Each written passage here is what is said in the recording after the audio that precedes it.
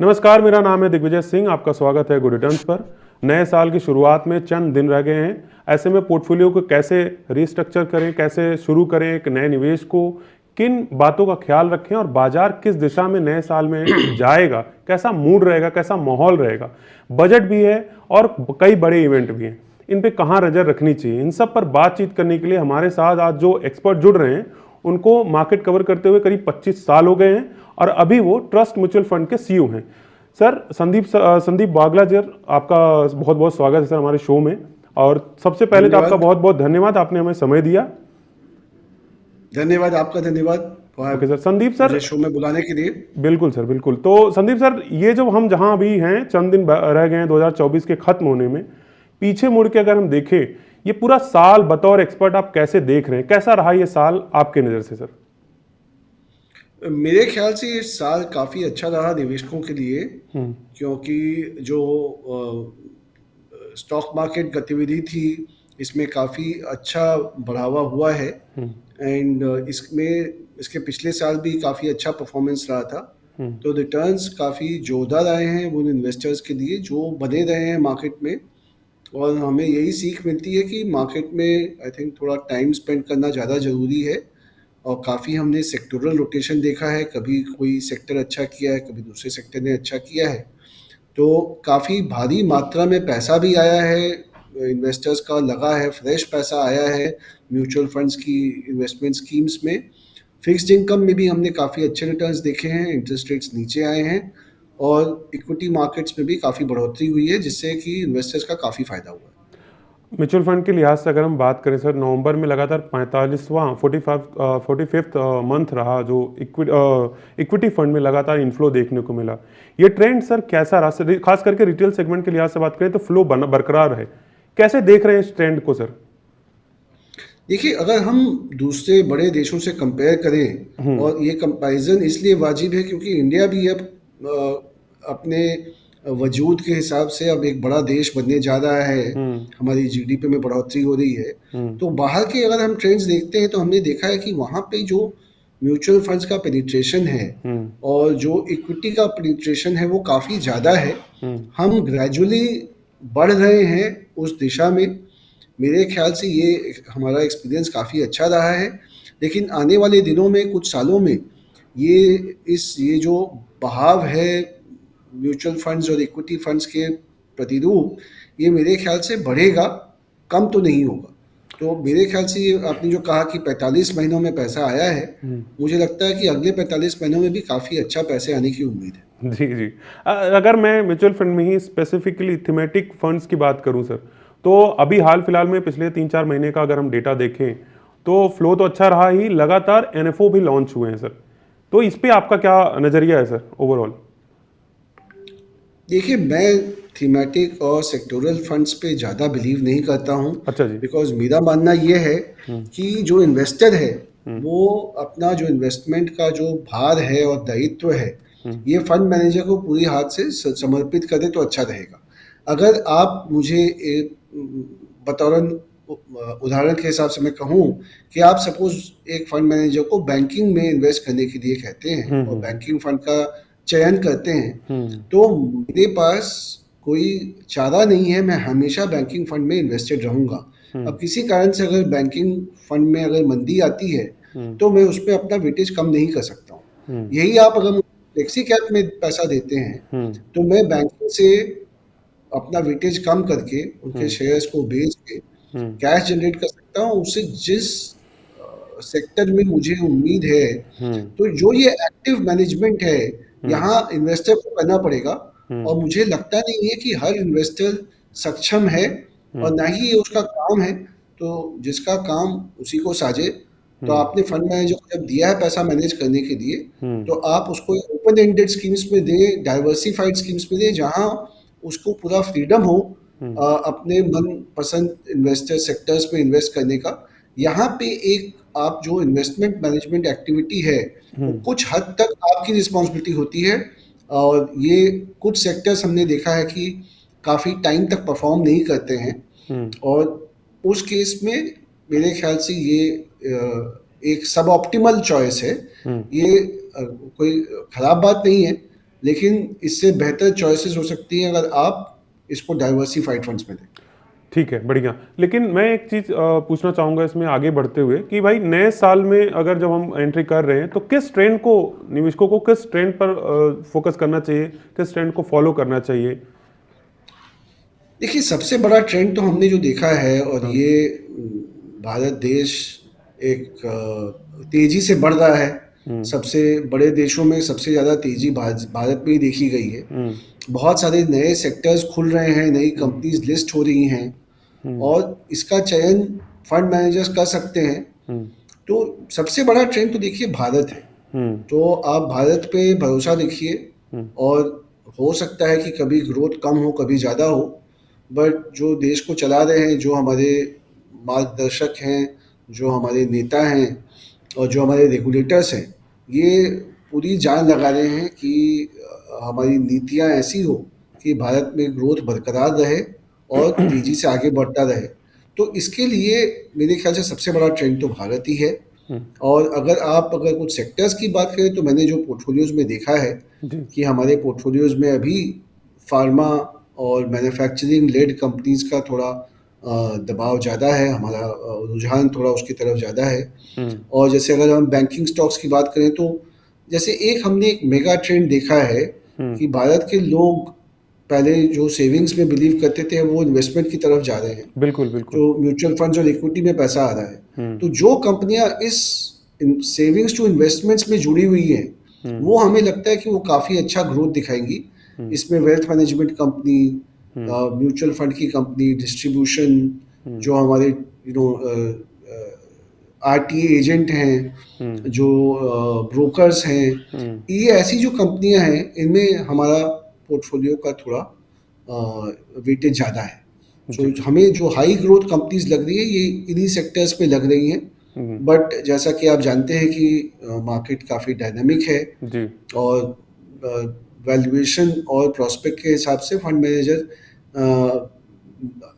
वातावरण के अनुकूल वो अपना पोर्टफोलियो चेंज भी कर सकते हैं। सर, मार्केट में एक चीज, एक छोटी सी बात उसमें घूम रही है चारों तरफ कि ये जो 2024 में मार्केट का परफॉर्मेंस रहा, वैसा परफॉर्मेंस 2025 में नहीं देखने को मिलेगा, ऐसा अनुमान लोग लगा रहे हैं, ऐसी बात कह रहे हैं। आपका क्या नजरिया है सर, 2025 में बाजार का कैसा परफॉर्मेंस देखने को मिलेगा?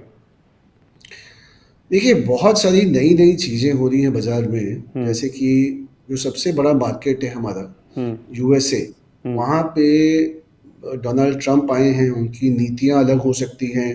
उन्होंने काफ़ी ऐसे लोगों को पॉलिसी में डाला है जिन्हें कोई पॉलिसी का पहले एक्सपीरियंस नहीं है, और ये एक काफ़ी हद तक वो बढ़ावा देना चाहते हैं अपनी डोमेस्टिक इकोनॉमी को, और चाहते हैं कि हम वो लोग इम्पोर्ट्स कम करें, टैरिफ्स लगाएं। अब ये भी हो सकता है कि इसमें थोड़ा दबाव डालने के लिए बात कर रहे हैं, और कुछ एक्चुअल में होगा।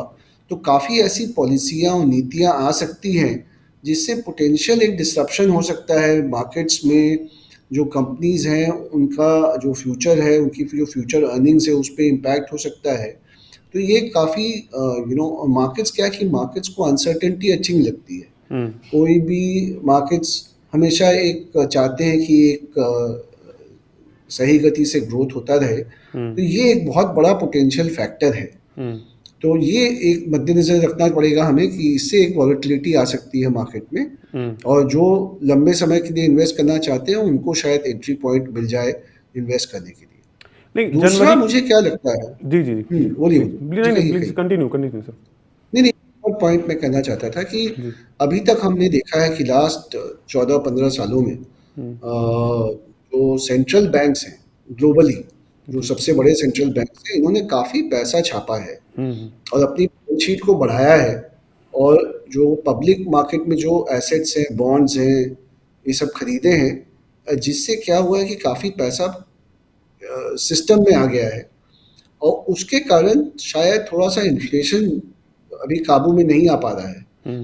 तो वो हो सकता है कि वो पैसा जो सिस्टम में फ्लोट कर रहा है, and I am talking about the global economy, जी। वो शायद थोड़ा कम हो जाए। उससे भी अगर वो एक हद से ज़्यादा कम हो जाता है, तो उसका भी एक इम्पैक्ट आ सकता है।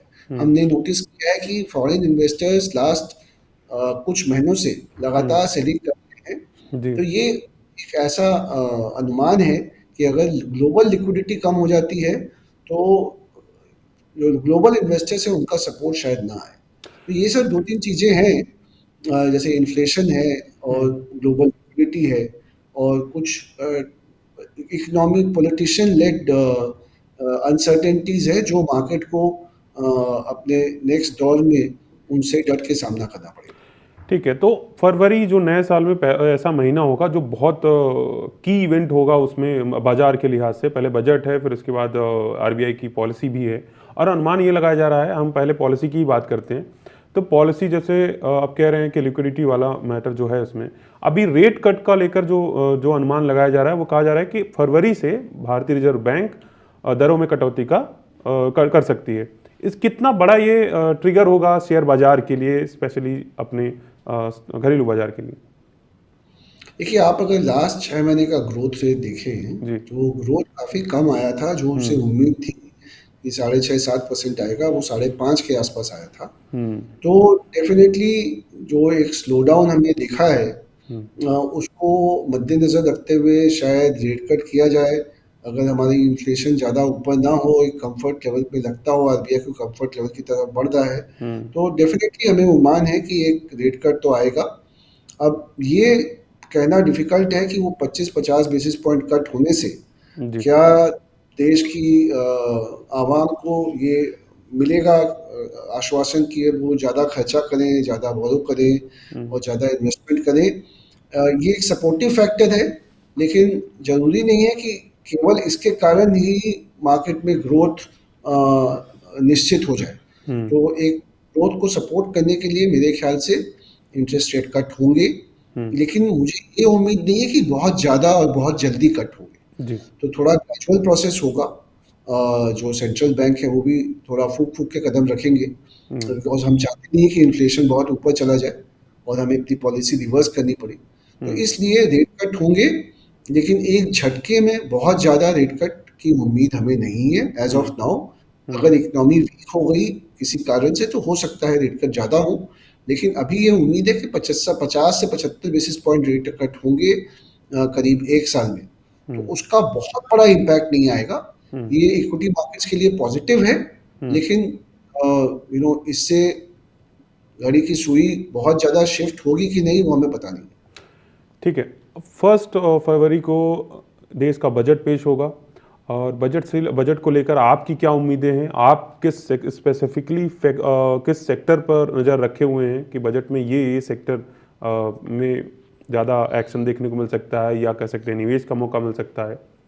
आप कहाँ नज़र रख रहे हैं सर? देखिए, मुझे क्या लगता है कि हम्म। आजकल बजट इतना ज़रूरी इवेंट नहीं रह गया है जी। स्टॉक मार्केट के नज़रिए से।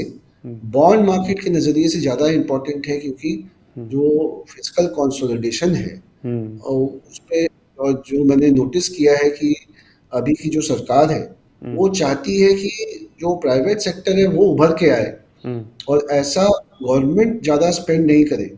तो हम्म। अभी इन्होंने काफ़ी कैपिटल एक्सपेंडिचर किया है हम्म। और ये उम्मीद रखना कि और कैपिटल एक्सपेंडिचर में बढ़ोतरी आए, मेरे ख्याल से ये नहीं होगा। तो हम्म। मेरे ख्याल से फिस्कल कंसोलिडेशन होगा हम्म। और ऐसी पॉलिसीज़ होंगी कि प्राइवेट सेक्टर का इन्वेस्टमेंट और कंज़म्पशन में बढ़ावा हो। जी। तो मुझे बहुत ज़्यादा उम्मीद नहीं है। हम्म। ऐसा कोई कदम ना उठाएँ जिससे मार्केट्स को कुछ धक्का पहुँचे। आई हम्म। थिंक वही बहुत मेंटेनेंस बजट भी हो, तो हम्म। मेरे ख्याल से मार्केट के लिए काफ़ी अच्छा रहेगा। सही है। तो इसमें कौन सेक्टर आपको ऐसा कोई आपको आपने कोई ऐसा पॉइंट आउट किया करना चाहें कि भाई ये सेक्टर अगर मान लीजिए बहुत ज़्यादा पॉपुलिस्ट ना हो या बहुत ज़्यादा उसमें बहुत ऐलान ना हो, लेकिन फिर भी अगर कोई एक अंडरलाइन करना चाहे कोई सेक्टर जो रखना चाहिए निवेशकों को नज़र में? मेरे ख्याल से मैन्युफैक्चरिंग में हमें काफ़ी उम्मीदें हैं, हम्म। क्योंकि हमारा ग्रोथ जो है इंडिया का, हम्म। वो अगर मैन्युफैक्चरिंग सेक्टर में अगर बढ़ोतरी नहीं हुई तो वो ग्रोथ सस्टेन नहीं कर पाएगा। तो हम्म। मेरे ख्याल से हो सकता है कि बजट में जो मैन्युफैक्चरिंग कंपनीज़ हैं, हम्म। डिफेंस हैं, रेलवेज़ हैं, ये सब हम्म। स्टॉक शायद चल सकते हैं। हम्म। ये सब कंपनीज़ को शायद एक ऐसी एक पुश म मिल सकता है। ऐसा पुश मिले, एक दिशा मिले, एक हम्म। गति मिले, हम्म। जिससे इनमें क्लैरिटी बढ़ जाए, तो हम्म। ये हमारी उम्मीद है। और बैंकिंग के लिए भी शायद अच्छा रहे कि अगर इंटरेस्ट रेट थोड़ा कम हो, फिस्कल कंसोलिडेशन हो, हम्म। तो क्राउडिंग इफेक्ट कम होता है गवर्नमेंट का और प्राइवेट सेक्टर को बढ़ावा मिलता है, तो बैंक्स को भी फायदा हो सकता है। सर एक्सेंचर के नतीजे आए आईटी सेक्टर को जो आए, उसके बाद फिर आईटी सेक्टर में थोड़ा सा बूम देखने को मिला अभी पिछले पिछले हफ्तों की बात करें। हालांकि ऊपरी स्तर से मार्केट में करेक्शन जारी है, लेकिन सेक्टर वाइज अगर हम बात करें थोड़ा सा पुश मिला। आपको क्या लगता है सर, ये जो रिजल्ट सीजन अभी शुरू होने वाला है, रिजल्ट सीजन कैसा रह सकता है? क्योंकि एक्सेंचर ने थोड़ा इंडिकेट तो किया है कि थोड़ा सा बेहतर रहेगा, तो आप कैसा देख रहे हैं सर रिजल्ट सीजन को? सी मेरे ख्याल से रिजल्ट सीजन थोड़ा थोड़ा इम्प्रूव करना चाहिए, क्योंकि सेकेंड हाफ में हमें ये उम्मीद है कि गवर्नमेंट एक्सपेंडिचर जो काफ़ी कम हुआ था पहले हाफ में, क्योंकि वहाँ पे उस टाइम पे इलेक्शंस थे और शायद और भी कोई रही होगी प्रॉब्लम रही होगी, तो मेरे ख्याल से कैपिटल एक्सपेंडिचर सेकेंड हाफ में बढ़ेगा, तो उसका बेनिफिट पूरी इकोनॉमी को मिलेगा। तो मेरे ख्याल से जो एक्सपेक्टेशंस हैं उसके मुताबिक रिजल्ट्स आएंगे या थोड़ा सा बेटर आ सकते हैं। ठीक है। अगर सेंसेक्स निफ्टी की बात करें 2024 में अब तक 8 से 10% का पॉजिटिव रिटर्न दे चुके हैं, आप किस लेवल पे देख रहे हैं सर फर्स्ट हाफ की अगर बात करें 2025 के लिए? नहीं, मैं एक्चुअली हमें म्यूचुअल फंड्स में ये स्किल सेट हमारा नहीं है कि हम okay okay okay. Sensex Nifty कर सकें। नहीं नहीं, तो कोई बात नहीं, तो थोड़ा आप हम तब भी थोड़ा कुछ तो हम ग्रोथ देख कहते रहे हैं होंगे। कि हमारे investors थोड़ा लंबा सोचें हाँ और जो देश का ग्रोथ है हाँ। उसको पूरी तरह से कैप्चर करें एक लंबे समय तक, लंबी अवधि तक इन्वेस्ट करके।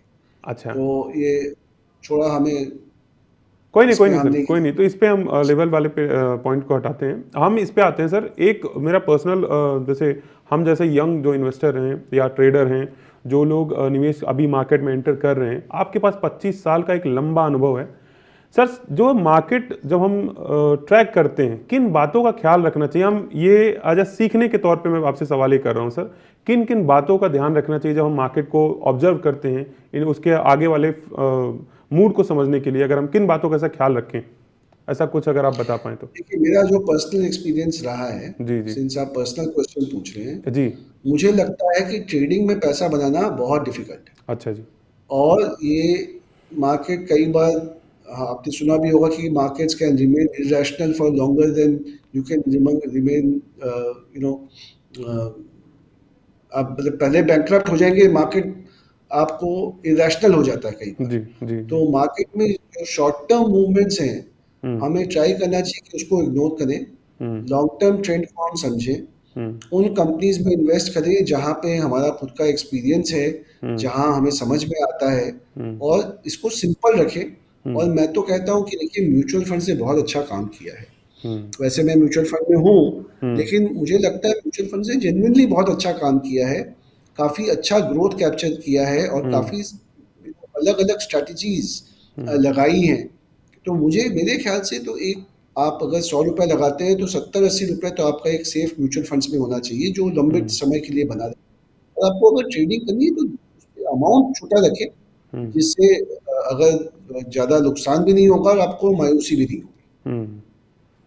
ठीक है, तो म्यूचुअल फंड के लिहाज से ये एक सवाल है सर, अगर नया 2025 शुरू हो रहा है, अगर मुझे 1 लाख रुपए का निवेश करना है, तो उसको कैसे, आप बताइए कहाँ कहाँ निवेश करना चाहिए? ऐसा कुछ अगर आप इस बारे में कुछ बता सके मैं तो अगर आपके पास सपोज कीजिए कि कोई भी इन्वेस्टमेंट नहीं है, जी ठीक है, जी तो आप 40 रुपया तो आप लगा दीजिए, मेरे हिसाब से ये मेरा पर्सनल ओपिनियन है। जी। 40 रुपया आप कोई बॉन्ड फंड में लगा दीजिए, शॉर्ट टर्म बॉन्ड फंड में लगा दीजिए, अच्छा जी। जिससे आपको 7-7.5% का रिटर्न मिलता रहेगा। इससे आपको पोर्टफोलियो में एक स्टेबिलिटी हो जाएगी। जी।